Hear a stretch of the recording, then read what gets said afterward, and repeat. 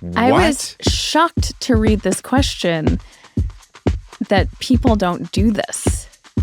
What the are you talking like, about? Can you hear right now that I have my nose plugged? But you could just be talking like this and I could do that No, there's a flap.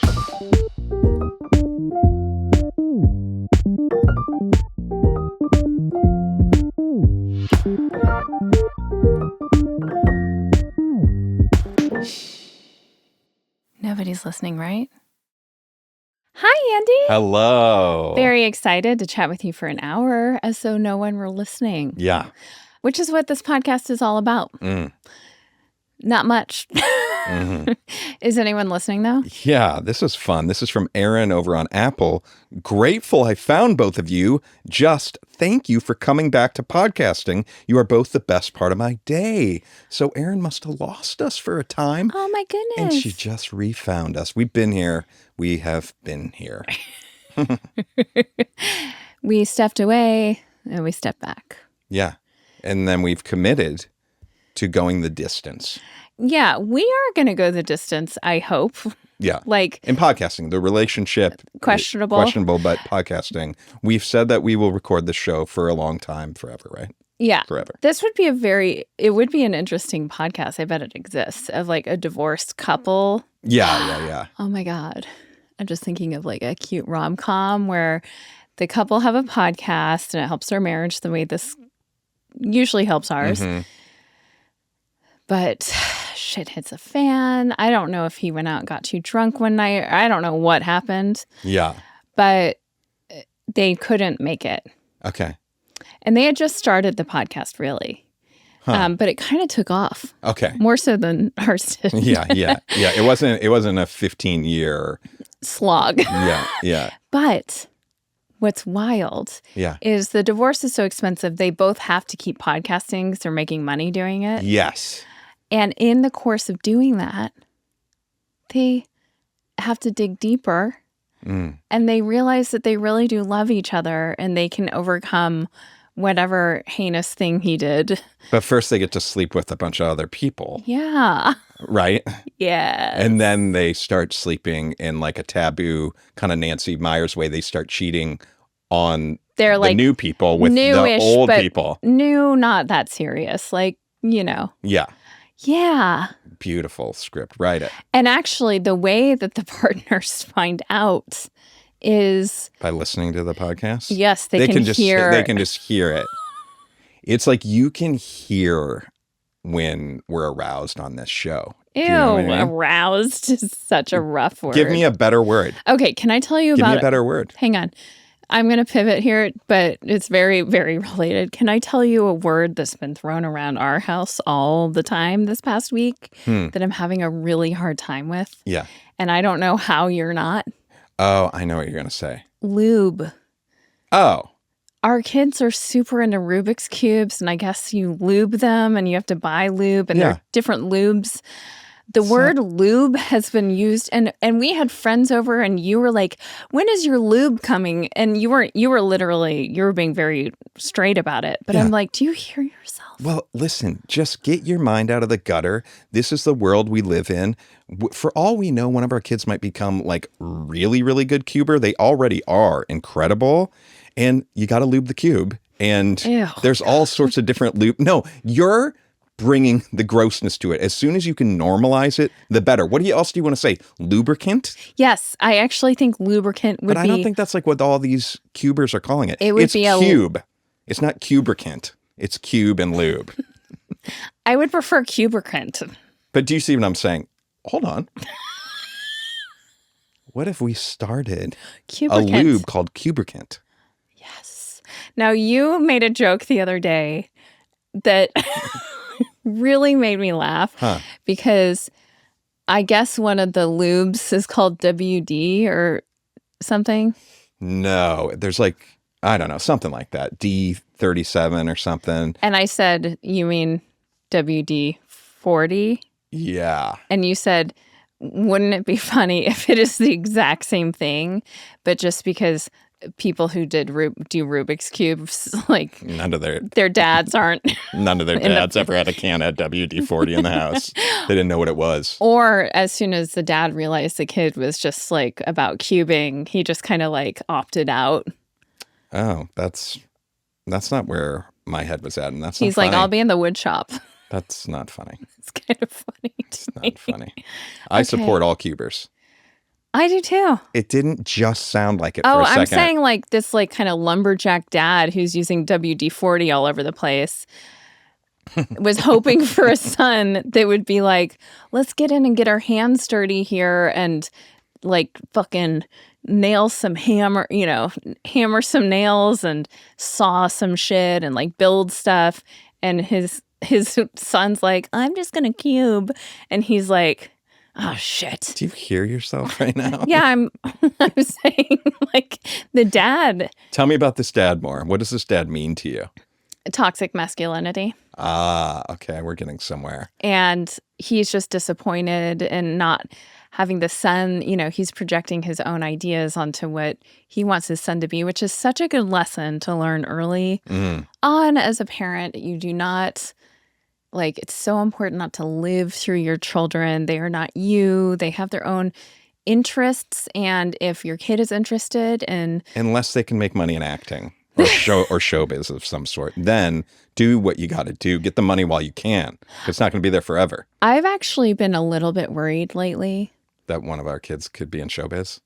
Well, yes. Not really. I don't think that's something that just happens to you. You have to I don't know if you got it, I know, but I'm not worried about that with our kids. No. I think like one of them might be a thespian. Okay. And might be like interested in learning about theater and acting and improv and stuff. Okay. And has a like maybe a natural ability. Maybe has that thing. Okay. I don't think that would lead to anything anytime soon. But we've always said we don't want our kids to be so good at any one thing where they could like make money or... When they're children. Ever. The idea of our children ever being any bit more successful than us in their lives is terrifying. No, I think that it's just a recipe for disaster, obviously, when the kids start making money and then the family's lives start becoming around. It's not even just the money. I mean, you look at some of these kind of junior Olympic swimmers, for example, or whatever, and the whole family's life then becomes around supporting that talent, which is like, I understand that would be a really tricky place as a parent. Well, especially if your kid has a super talent. Yeah, you're like, I want to foster that and stuff. But once it gets to a certain level, it's like, it can't be good for them. It's tough stuff. It can be tricky. And we haven't had to worry about that, which is great. But the world of cubing world, we don't know what our future may hold. Yeah, it's getting pretty, we're getting sub 13 seconds. Yep. And so it's getting a little dicey. Look out, world. Here we come.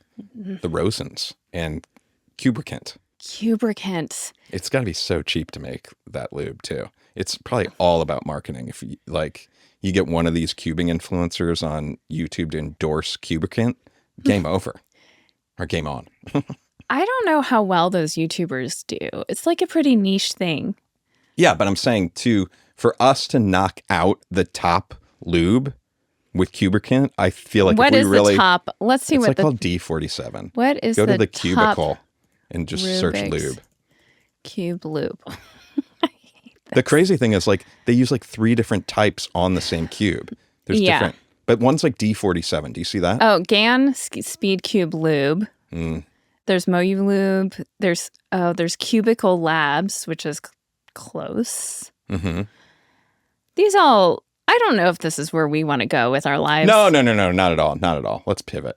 I don't want to be in the lube business. You've made that abundantly clear. Okay. So let me tell you real quick about my lovely morning real quick. Ooh. Because we haven't seen each other all day. We were 2 ships passing in the day, as it turns out, in a rainy day.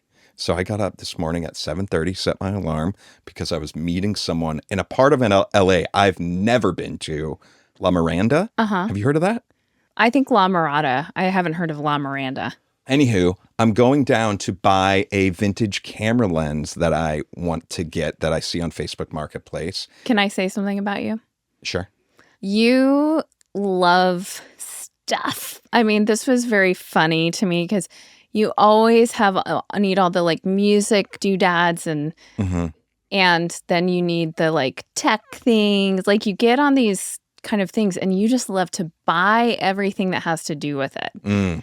And now you're into newly, I mean, as of, I'd say September is when you started to get into it. And you have like how many cameras and how many lenses and... One camera and then one little video camera. You have a couple of cameras. You have... The little Osmo Pocket 3 that I talk about. That's so fun. The little camera, video camera. Yeah. And then we have like a more proper camera that does video and photo. Okay. And you have your dad's little camera. Yeah. My dad's little camera. Anywho, I've been having a lot of fun getting these vintage lenses. Anyway, so I asked the guy, would you sell it for $60? He says, yes. It's such a deal. So I'm excited about the deal you love too. A deal. But I get up, it's like a rainy morning and I'm on my drive. He wants to meet at a Chase Bank location. Great. Sure. What are you listening to? What was I listening to? I listened to some news podcasts. Oh. Yeah. But I'm on my way there. Then I'm getting hungry as I'm getting close and I'm about 15 minutes early, right? And so I say... Hey, hang on. I think I know where you went. It was right next to Chase Bank. Literally, the Golden Arches were right there. McDonald's, okay. So exciting. So I get a McGriddle, and then I'm sitting in the Chase parking lot with my McGriddle, waiting for this guy. I text on Facebook Messenger like, hey, I'm here early. I'm in a black car. And anyways, this guy on a bicycle bikes up, and I'm thinking, I bet it's that guy. And I see him bike up, and then I see him like sit down, and then I see him pull out his phone, and then he must have seen my message, and he looks over, he's like, hey, Andy. And so I get out, older gentleman, probably in his like 50s or something. Such a nice guy. He's going on a bike ride this morning in the misty morning. Does he have a helmet on? Oh, yeah. He's got like... He's decked out. The kit. Yeah. So he's like to biking what you are to vintage cameras. Yes. And so... I don't like that we're calling 50-year-olds old. Yeah, maybe not old. He's thriving. What do you want to say? That hurts for you We're too, like, doesn't it? you're almost 47. I know. Believe me. I know. How would you feel if someone was like an older gentleman? For me? Yeah. We're getting kind of there. Close-ish. Oh, I didn't think we were there. Like I to think the kids. When you say older, yeah, I'm thinking 65 and up. Okay, great. Okay, he's a middle-aged guy. Great. And like similar to me, I'm not putting myself as like super much younger than this guy. Okay. Well, that's just I'm living in reality. Just so you know, when you describe someone as an older gentleman, okay, it seems like you are. Great. I understand the confusion and I understand your problem and insecurities about aging and everything right now. Okay. A middle-aged guy. Great. Anyways, so he gets out and... Fit? He's like a biker dude. Or a bicycle guy. But yeah, I guess. Yeah, great. He's staying active. Keeping it right and tight. Why do you always have to make it like... Why do you have to sexualize everything? I do not. Lube. It's just lube that we're... Do you see Andy, my point? Come on. The other day when our friends were over, everyone got uncomfortable with our kids throwing around the word lube. Fair enough. They have no idea. Fair enough. Okay. So I get out of the car and I was like, hey, great to meet you. And he pulls the lens out of his pocket. And I'm like, oh, I'm so excited to get this. I have the 50 millimeter one and I'm like building my little set. I love the 50 millimeter one. I'm so excited to get this. And he's like, oh, that's so great. And we're just having like a nice little rapport. And we're talking about vintage lenses a little bit. And then he kind of meanders into talking about his whole journey with all the vintage lenses and how many he has and how he's got to get rid of some of them now. And, why? And he's zoned in because it's like you go on this journey to see which ones you like and which ones you don't like. They all have a little different character. So you're talking your future. I'm talking to my future a little bit. Yeah. And he's like a year and a half more into it than I am, that he says. He's like, oh, he's only a year and a half in? Yeah. Okay. And he mentioned a mentor, which was interesting, that like took photos of the Beatles and stuff. Anywho, Then he somehow just talking about one of these lenses, he's like, oh, I got to show you. Then he's like pulling out his phone and he's like showing me some pictures, which was like just endearing. And he was just such a nice guy. And then he says something about Destin, Florida. And I go, hey, buddy, that's one of my wife's like favorite spots. Didn't I just talk about it last night? Yes. And he's like, oh, I got to show you these then. So then he's showing me these photos of Destin, which you're always telling me like the beaches are incredible. You get so Destin, Florida. Now, when I used to go there, Florida wasn't what it is today. I was just talking about with my friend how, and sorry to offend two great states of this great nation, but our friends who moved to Texas, we're just talking about how Texas has become such a strong personality. And I feel like Texas and Florida over the last 20 years were like, I'm going to be more Texas and more Florida than you could even believe. So, and I haven't actually been to Florida, so I don't even know what I'm talking about, but I just get the sense. Gotcha. But Destin, Florida has ruined, like, I have no interest in going to the beach here. I went to college in Santa Barbara. Like, Santa Barbara, the town is lovely. Yeah. But the beaches of California, like... You don't care about them. Kind of suck. And I know people are going to come at me. You go to Destin, and it is like these magical... I mean, you feel like you're in heaven. Yeah. White sand, turquoise water. I've also been to Fiji. Didn't hold a candle.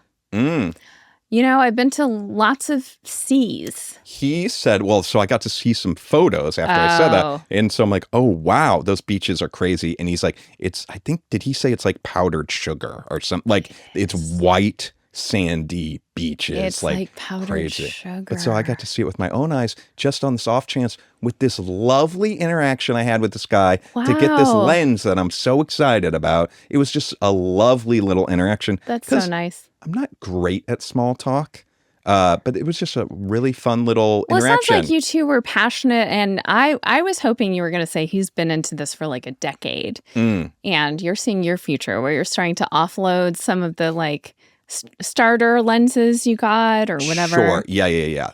But I don't even consider that small talk because you're talking about something that you're both passionate about. Yeah. Which is cool. And also you're new to it. So yeah, it must be cool to see someone who's like walked the path you're on. Oh, yeah, for sure. So that, it was really great. Then I came back. Then you were like, can you get some donuts on the way home? And I said, yeah, I can get some donuts on the way home.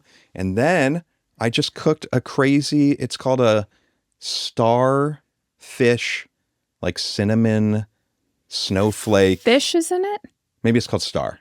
It can be. It's just a star bread. Star bread or snowflake bread. It's like, where is fish? It's a cinnamon roll that you like pleat the sections off. And it is so impressive. And I walked into the house. I was out playing Mahjong with my two friends for their birthday. Nice.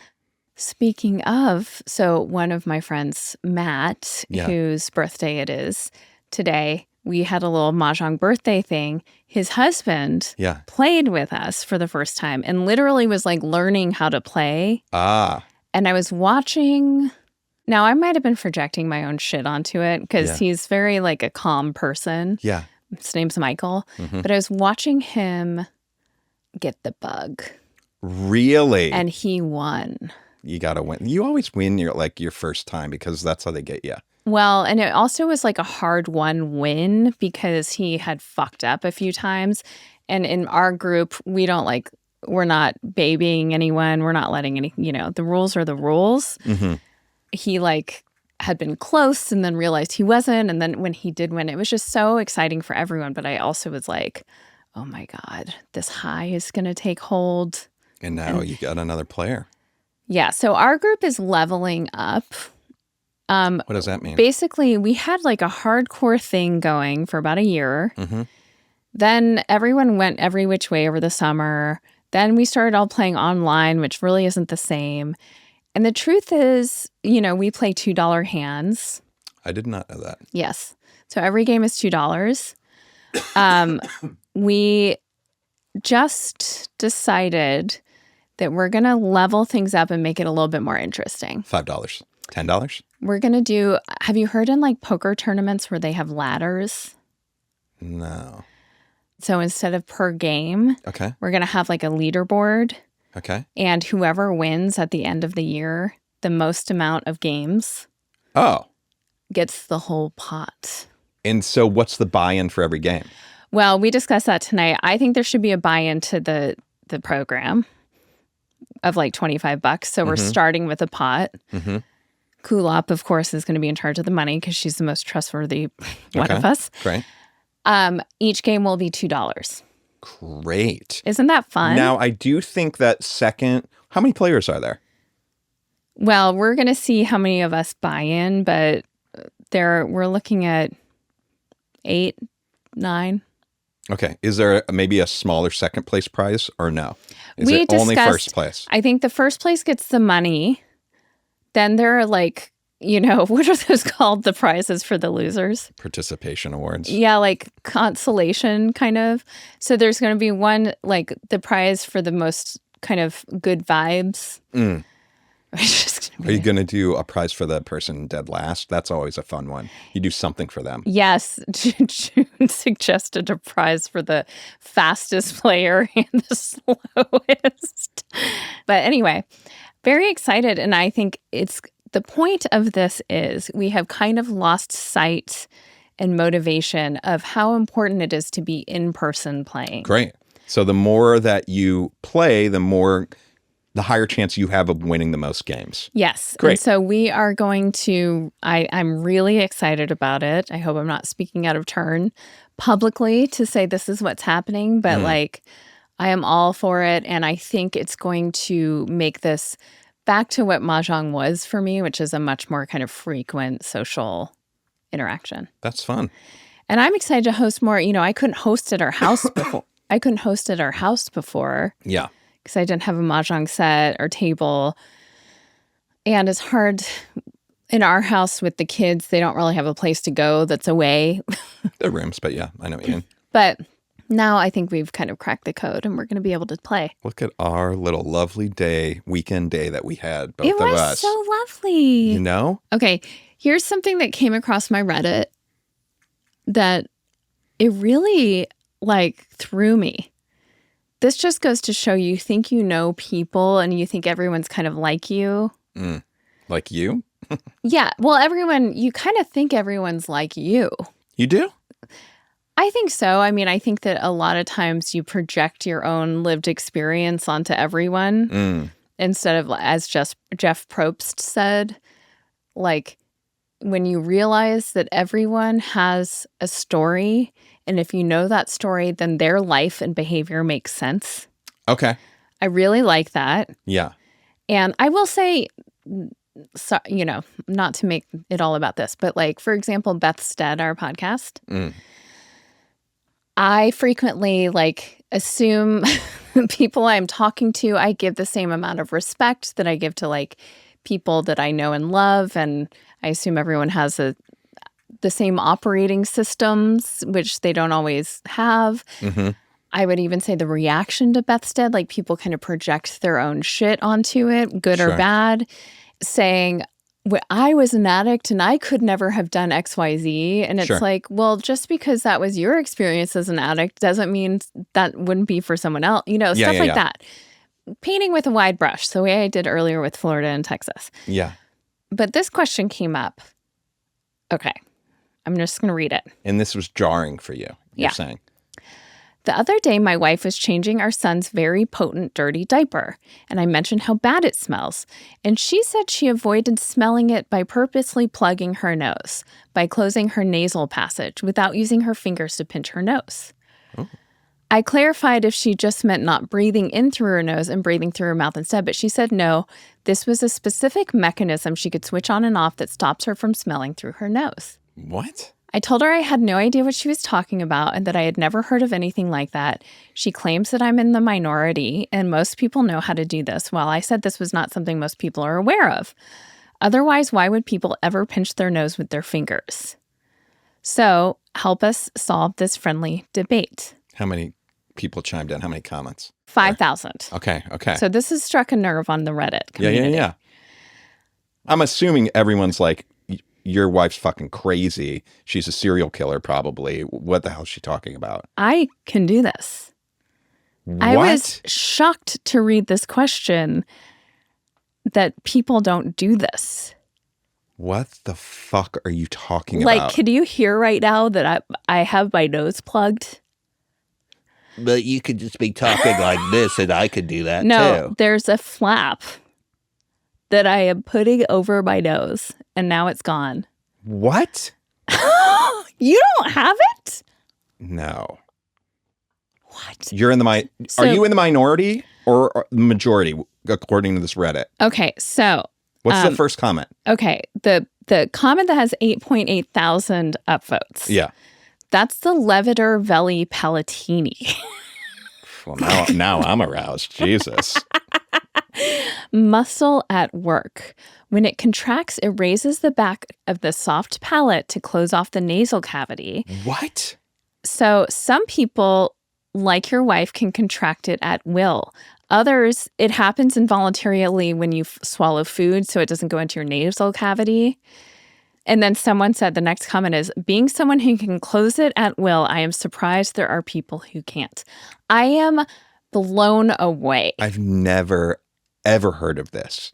And have you ever talked to anybody about it? No, never. It's just like one of the comment, actually, I hadn't read all of these, but this is a comment that speaks to what I was just saying too. Yeah. This is a great thread because it exposes how people experience the world differently. It's easy to think everyone senses the same things and moves the same way, but that's not true at all.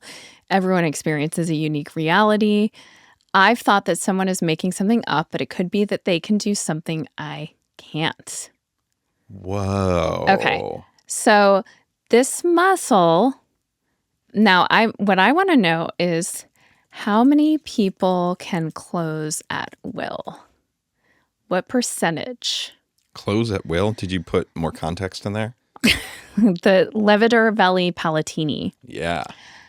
So there's no precise, this is AI, there's no precise number or percentage cited in medical literature who can voluntarily control their muscle at will. But this is so interesting to me. So you... No idea, would not know how to do it, can't imagine the sensation. Like even when you say you do it when you eat, maybe I'll be more in tune to that when I eat to see if I can feel something. But no way. So in order to not smell something... I just breathe through my mouth and not breathe through my nose. Well, how do you do that? Like, I don't know. How? But air could still... Because when I breathe through my mouth and not through my nose, I'm closing that. Really? Uh-huh.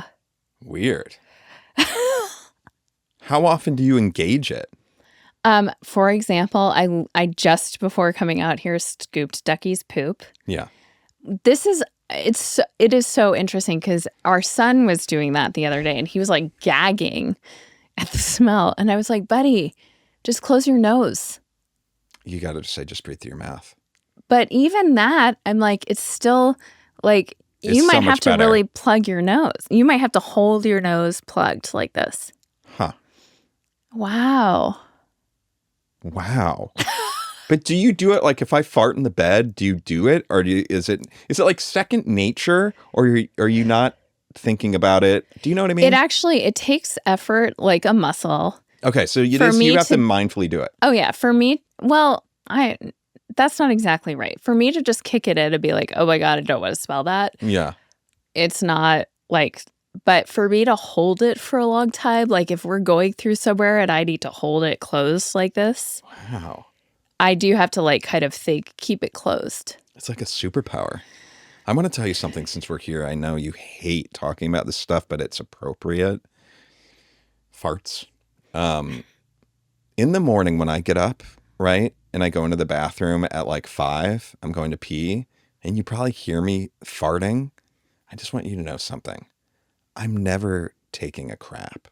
I'm never. It's just like gas that I can't help but to like get rid of right then. But I hate that I have to do it. And I hate that you're probably thinking I'm taking a crap, but I want you to know I'm not. And I don't know if that makes It's almost worse. Does it make it worse? It almost is worse. Do But you it's wipe? just that Okay, I do need to know this. Are you wiping afterwards? Because I am. Okay, great. Oh, to me, that makes it like almost like. No, are you I being hear real? it. I'm like, you need to. But that's a white situation. Okay, now there's another. Maybe we just leave it there. Great. But I do. When we talk about, we said recently, and I'm so grateful for me. For you and for our house and our life and stuff. But we were at our friend's house for a New Year's party. Yeah. And just lovely house and thinking like, gosh, it's nice to have a little more space. And it's a house that feels like it's, it's within reach. It's not like a huge, massive mansion or something. I don't know. We have friends who have large houses, and that's for them in this lifetime. That's not ours. But this house, I was like, oh, it would be nice to have a house that's, let's say, 30% bigger than what we have. That would be incredible. I shared that same sentiment after being to that lovely house. And in the days afterwards, I had a moment where I think I was like driving up to our house, or maybe I was walking and I saw our house. And our house is cute. It's got a cute face. Yes, it does have a cute face. Okay. But I did have this moment looking at it, and I got angry at Los Angeles because I'm looking at our house and looking at it, how small it is. And it's like the amount of fucking money that this house is in LA, it's absurd. For context, I just want to say our house is 1,200 square feet. It is a tiny house. 3 bedrooms, and we have no storage, no closet space. That's why like putting the shoe storage in was like a mega upgrade. Now, there are a lot of ways I'd love to upgrade our house, but I'm like, if we ever could put an addition or something onto it, which we could, if we could pay for it, I would love to have a bathroom wherein, first of all, like our bathroom right now is a little like pocket door bathroom off of our bedroom. Yeah. I would love to have a more proper bathroom that's like more far away from the bed and where the toilet is deeper into the bathroom and there's a real like solid seal around the door. You don't want to hear the 5 a.m. gas depletion. That's all it is. You don't want to hear that every morning. No. Now, do you think of it every morning when it happens? Or are you annoyed every morning? I sleep through some of it. I mean, you do? Yeah. I'm not waking up every morning when you do this. Great. Yeah. Okay. Did I ask you this on another podcast? Have you ever seen CPR being given? In person? Yeah. I want to say yes, but I couldn't tell you where. You think you have? Yeah. Oh. Have you ever seen someone choking and getting the Heimlich? No, but that's kind of been, so yesterday, Ducky kind of like, it really freaked our kid out in a way that, so today we went over what a cat Heimlich looks like. Yeah. Because these treats I got are a little too big and Ducky was doing the like thing where like it looks like you're coughing up a hairball. Yeah. But the thing about choking is it's quiet. And so you really got to keep an eye on people. And have you seen those like on Instagram or what YouTube videos where it's the kind of security footage from a restaurant? And No. Has this hit your algorithm? The answer's no. And your fucking algorithm. I see you next to me in bed. What the fuck? Well, what are you seeing? Just weird shit. Well, this is like people who the one I'm thinking of is security footage of people having lunch. And a lot of times when people are choking, they don't initially make a big deal out of it because they're like embarrassed or I don't know. No, that is a thing though. Yes. But luckily I've only seen ones where the person's okay, but where like a restaurant employee noticed luckily and it's like you watch the video and you're like, I would have no idea this person was choking. You gotta wave your hands and then do the sign. Yes, the sign, put your hands around and get someone's attention. Yeah. But no, I have never seen it in person, but that is something that scares me so much. Now, you have gotten behind and started the Heimlich to me. Yeah. Because and I wonder if it's linked to this Levator veil palatini muscle. Your shot skis ring? Well, Okay, we've had two situations with me. One is my Schatzky's ring, which is a band of muscle that's around my esophagus, but that's lower. Can you send those pictures to me again, by the way? I've now twice had a doctor go in and basically put a balloon in my esophagus and like bust it open. Oh, yeah. Which makes such a huge difference. And then I guess it just kind of builds back up. So it's just something I'm going to have done a bunch. Jesus. I kind of love it though, because you get to get put under and that feels so good. Okay. But pump your brakes. The Schatzky's ring, when it was really bad and it was really tight, if I ate too fast or if I ate stuff like rice or pasta, things like that, it would basically get like jammed up in my esophagus and be so painful. And what's crazy, and I'm curious about your perspective. Yeah. And I'm not alone in this. This is what happens to people who have these. Your salivary glands go into overdrive. And what it feels like from my perspective is I'm bent over with just gallons of water coming out of my mouth. Is that what it looks like to you? I've never seen the water part. What? That's very much a part of it for me. You've never noticed the water? No, because maybe you're excusing yourself and like going over by the sink. Oh, yeah. Which, you usually do go to the sink. Yeah.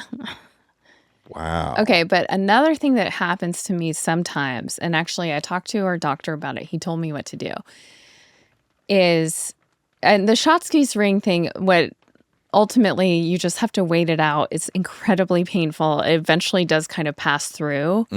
I've read though, I mean, for some people, they do have to go have surgery. Like it's really bad. It's very weird though, because your esophagus is blocked, but you can breathe. Thank luckily. God. Yeah.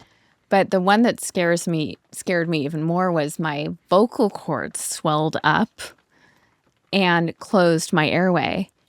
That's the one when I was outside here and you got up behind me to do it. Yeah. And it's usually when like water or spit or something goes down the wrong tube. The response is my vocal cords.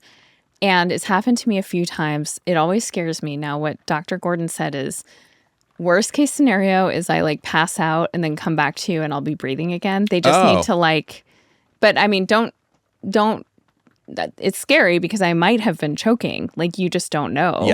Yes. But if looking up usually helps chill them out, I guess. Okay. So that's a good thing for me to have is like looking up.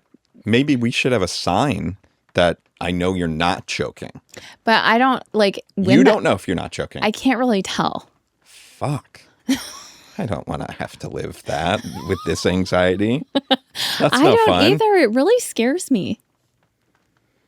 It's horrible. Horrible. Can I tell you something? Did you see the other day when the kids and I watched, it was a really cool video. It was that tech YouTuber, Marquez Brownlee. Yeah. And it was the one where there's another YouTuber that I really should look this up, that his whole shtick is he's like in a robot suit and he goes into like a body and he shows like the scale of I'm a human and this is how big it looks in your lungs. And now this is how it looks in your DNA. And like he's giving scale to like how these things look. Does that make any sense? No, it doesn't. Can you? Okay. I mean, it sounds cool though. So the better example is, so Marquez did a collaboration with this guy. And basically in the video, Marquez is showing, I'm going to show you like how small a microchip inside a computer is. Okay. Right? So like first it's like, so here I am standing outside normal. Now I'm going to go in the microchip. That's like the size of a piece of rice. But now I'm shrinking down to the size of a hair. But like the rice now looks like a skyscraper to me. Oh, okay. But it's basically going deeper and deeper and deeper into the thing. And his whole thing was going into microchips and however they make microchips. But we're talking, it's so much smaller than a piece of hair. Like microchips? Yeah, like how our computers work. But I mean, like so much smaller. He goes into like it's just crazy that I'm watching this thing and I'm like, how did us humans figure out how to fucking make that? Like just our cell phones, for example, right? if it's so small, it's like, 1,000 times smaller than a hair, or I think it's even something way crazier than that. Yeah. It's like, so we figured out how to make that thing. Yeah. Right? Right. And on that thing, all the dumb shit that we do on, like, it just works. And I'm like, it almost seems like impossible, kind of. It seems so crazy. You're going to see where I'm going with this. No, I'm following. That I thought to myself, like, are we just computers? Yeah. Like, are we just crazy technology? Yeah. Like, we might just be crazy technology. Well, this goes into like my bigger beliefs. Okay. And I know that we've had the like, we're just computers and a simulation, and people talk about that and like kind of joke about it. There is that simulation theory. We're in the simulation, right? But are people saying, like, are we the technology? Yes, people do say that. We're and computer. we are. Okay. So I do believe this. Now, it's like different words for kind of similar things. Like, we're not the same kind of technology that we're making. I base most of my kind of spiritual beliefs on the like thousands and thousands of near-death experiences I've read about and kind of firsthand, it's all. Yeah. And my true belief, and I think it's validated in all of that, is that we do have souls, or we have spirit, or we have whatever you want to call it, that is not connected to the cellular workings of this human meat suit. And I do think it's a meat suit. Okay.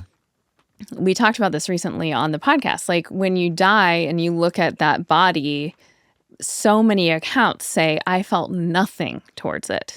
Now, you also might see your loved ones and their bodies, and usually they look young and healthy and stuff. But I think that's more of the next realm's attempt to make you feel comforted. Like, I don't think these bodies matter at all. Right. But what I think they are is biological technology.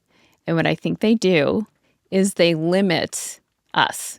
I think they limit, like, our ability in so many ways. And you have your brain to work with. There's statistics about like what percentage we really use of our brains and all of that stuff. Yeah. And you have like autistic people whose brains work differently and are able to access unreal abilities, Sure. Where you're like, where did that come from? A 2-year-old who can name every country capital and the parents are like, we've never talked to him about this. Sure. I think there is a collective consciousness. Yeah. Okay. I think we're all a part of that. And I think when we come into these technology suits, I think it is technology. But I think in this case, it's actually, in a weird way, a technology that limits us so that we have to experience like our life here. Yeah. And then that's also really described all the time. Once people in these near-death experiences, meaning they died technically, and then were resuscitated somehow and came back to life. Yeah. They felt so expansive. They would like have a question and it was answered in their mind. Like all information was available to them. And also there's I've been thinking about this a lot lately for some reason. There's a lot of description of once you're out of this, feeling like you're back home. So this is almost like we're stepping into a computer. Okay, cool. That's being used. Well, until it, right. Planned obsolescence. That's great. And I appreciate the spiritual aspect of it. And I might believe some of that. But the thought that I'm having, and I still think they can coexist, but if we take the spiritual out for a minute, it's almost like you go buy a pair of AirPods, right? For them to work, you put them in the charger every night. Yeah. Right? But eventually, they stop working and they're going to fail on you, right? But us, it's like we sleep every day, right? And we're working for a while. We're charging our batteries by eating food and stuff like that. But eventually, we do shit the bed like the AirPods eventually. Like we're no different than the AirPods at all. The bodies. Didn't I just say Yeah, all of you that? are. You and are. Planned obsolescence. Yeah. And it's the cellular workings and also like the oxidization of our cells and like mitochondrial. The mitochondria are the like batteries of our cells. Yeah. And over time, and also depending on what toxins we're exposed to, the mitochondria can stop working. They can, like, the mitochondrial DNA can start having variants, you know. All of it is technology. Yeah. It really is. It's like biological technology. I'm sure there are scientists who are hearing this and being like, these fucking idiots, like, duh. But the crazy thing, and actually, let me just get the name of it because just in case anyone wants to look it up, because I can find it super fast. The name of the video, just in case anyone wants to check it out, is I Shrunk Down into an M5 Chip, and it's from Marquez Brownlee and Epic Spaceman. That's the name of the guy that does these other videos.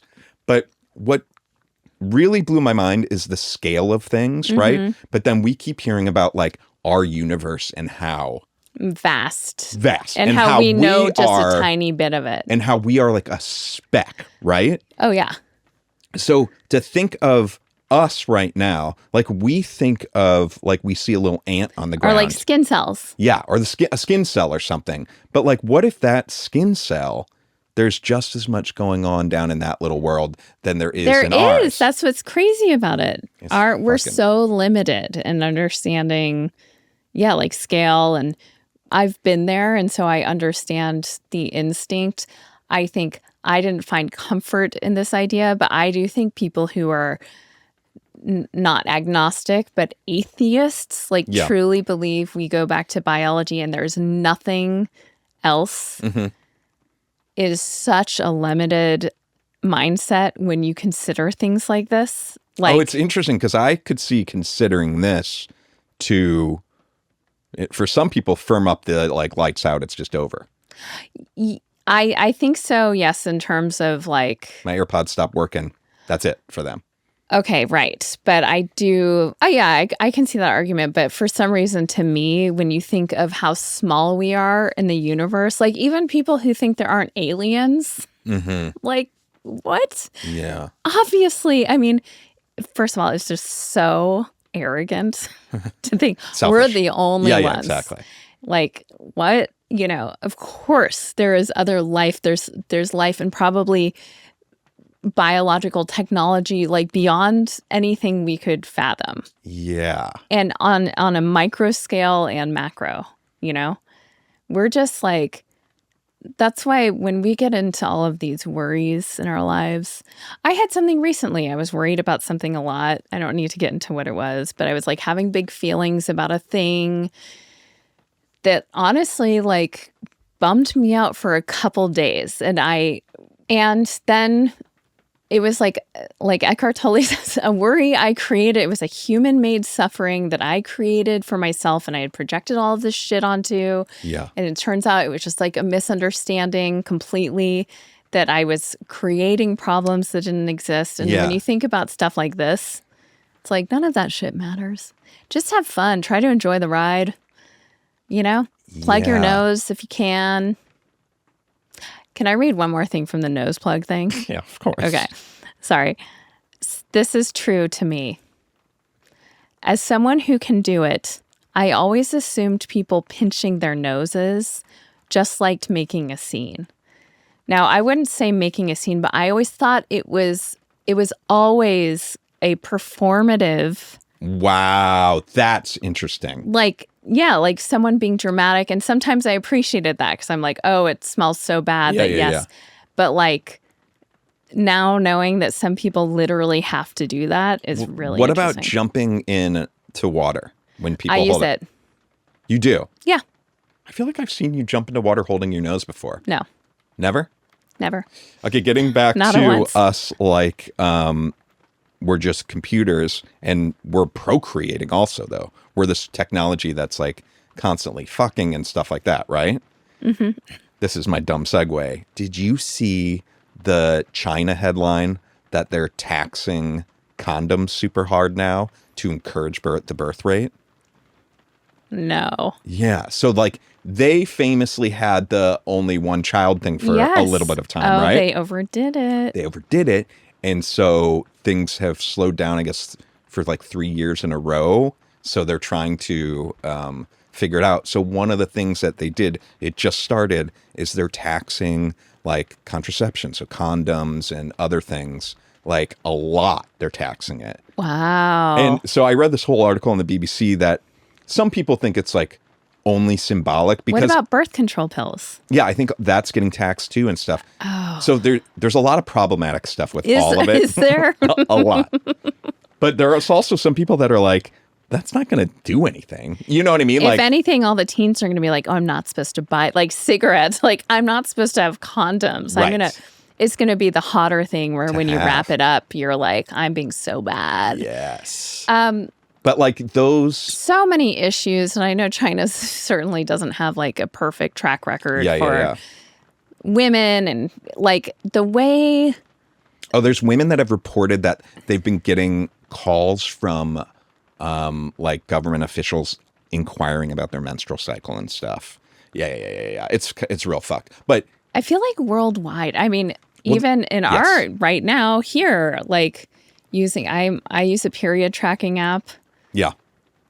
I'm obviously not someone that the Trump administration is looking at with a sharp eye or anything, because I'm like, I've aged out, but You're old, yeah. older woman. I have thought about this for our daughter. Like, yeah, it's scary stuff. I don't think that in this country, if things keep going the way they're going, she's going to be using an app or any technology that has to do with it. I mean, that we're going to go old school and get like a journal. Now, let me ask you this. Speaking of periods, you said yesterday, I was not feeling great yesterday. I was kind of feeling tired. And you said you're getting your period. Yeah. And now it is early, but I'm also in perimenopause, so early doesn't mean much these days. Yeah. And I do think I am. I haven't yet. Yeah. But I'm also praying that I am, because I'm praying for blood. So we're going to Mexico, and I'd love to have that over with before Mexico. Yeah. What made you say that?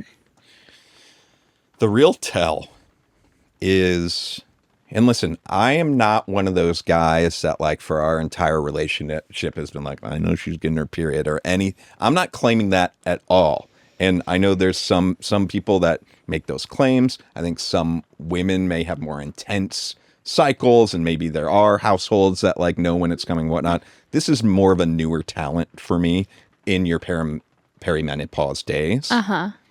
To me, the tell is there just an energy? There's an energy that is like, I'm watching you in real time flip-flop from like seemingly like either in such a bad mood or like so tired and like not feeling well to like being so great and like so content and happy on a dime. And that to me is the tell that like, oh, something might happen in the next couple days. Wow. And it's just like, it's at an intensity that seems to only happen about once, every few weeks. Because I will start, right. I will so start curious. in my mind being like, oh my God, is she like so mad at me or like so annoyed about stuff? Which like most of the time that's not true anyways, everyone's just in their head, right? Mm-hmm. But it's so crazy because I'll be having that thought and then all of a sudden you'll like come to like snuggle me or something where I'm like, how am I reading the room this wrong that like 5 seconds ago I was thinking she's like really mad. Remember, was it last month maybe when I came up, you were like at the sink and I came up behind you and put my arms around you. You jumped out of your skin, scared. Yeah. And you were like, never in a million years would I think in the mood you've been in that you would come give me a hug from behind. Yeah. That's really funny. Okay. Speaking of perimenopause, I had stumbled on an article, shout out fucking Vice and their dumb headlines that get me every fucking time, how menopause changes what women find attractive in men. Oh. Any guesses what it might be? Okay. This is a new study from Adaptive Human Behavior and Physiology. That's like a magazine or a journal. Okay. Wait, it's with The research is with Polish women, so I don't know if that factors into your answer. Okay. Like their ability to make pierogies. Yep, that's number one. No. Okay. I'm tempted to ask what the pre-attractive things are. Is that Let me see if it too telling? states that. Not really. Let me just tell you what it is. Okay. Age played a clear role. Older women were more likely to rate men with fuller beards as attractive compared to younger women. So they like the beards. Okay. Lighter, less imposing builds also scored higher with age. Hello! Do you want to know why? Tell me. Yeah, extremely muscular bodies didn't land as well. You know what's interesting? Yeah. That has never been my thing. Okay, so I can appreciate it. Like I watch Below Deck sometimes and I'm like, okay. Yeah. But I think that might come down to like a biological thing, which is I think that like more kind of slender builds in general in humanity live longer. Yeah. And take like huge high school football stars and stuff like that who are like beefy, jacked. Yeah. Ultimately, if those guys don't keep it up, you know, it kind of, well, ultimately the muscle goes away and they just become bigger and nothing wrong with that. I know a lot of people like that build totally. Yeah. And I see, you know, I think it's great. But I wonder if that has more to do with the biology of it. Like, I think it is hard to maintain muscle that is, I don't want to say excessive because it is what it is. But if you have to spend a lot of time and energy working to keep your muscle, like, for example, you're eating 17 egg whites a day and you're spending 2 hours at the gym or whatever it is, that muscle eventually is probably going to, like, it's not going the distance. You know? Sure, that's and interesting. And then so I wonder if that has something to do with it. But I have always, I mean, I think you have a great build. Oh, I love that. Okay, it says that like none of the research suggested that women lose interest in men after menopause, but it did. I like to hear that. But it does change. And one thing, postmenopausal women, the study showed feminized male faces were less attractive than other groups. So more feminine looking faces. Huh. And they were also less drawn to V-shaped torsos. And now there was some, let me see, hormone levels weren't measured in this study, but the pattern mirrors what researchers already know about estrogen and perception. Estrogen affects how sensory information and social signals are interpreted. Oh, man. And its decline during menopause influences far more than the body alone. Well, this goes back to us being computers and hormones. I mean, I have always been a little freaked out by how much hormones play a role in, for example, like your personality. Yeah. Like you're saying, on a dime, I'm like raging. Like I have this rageful, I mean, I don't think I rage outwardly very often. No. But there's this like vibrational field around me where I'm like, I need to be alone or whatever. And I try to retreat usually when I'm at that state. Yeah. But it's hard in our 1,200 square foot house.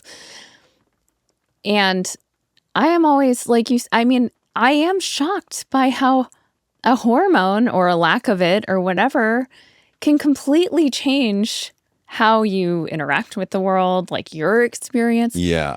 And it scares me, honestly. But it goes back to us being computers. Maybe.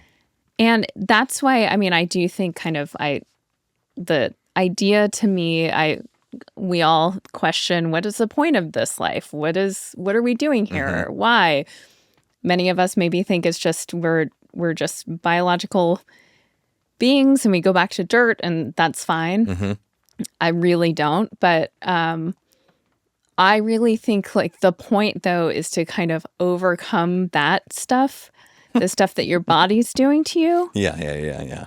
And kind of bridge worlds, like be more in touch with your consciousness and the version of you that is awareness and love and empathy that kind of rises above the noise that our body is making, whether that's our thoughts, our hormones, whatever.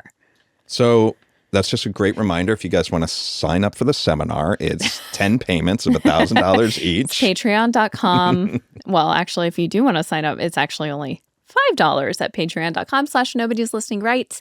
You'll get this month's bonus episode. Yeah. We have a lot of fun stuff coming down the pipeline, which we're super excited about for this year. So see us there. Yeah. All right. I think on that note, oh, wait, I want to acknowledge real quick. Oh, yeah. If you've made it this far, Yeah. the last 15 minutes, you might have heard a little pitter patter. The rain just really picked up. Oh, yes. That's all it was. Yeah, don't worry. Don't worry about us. Okay, good night. Good night.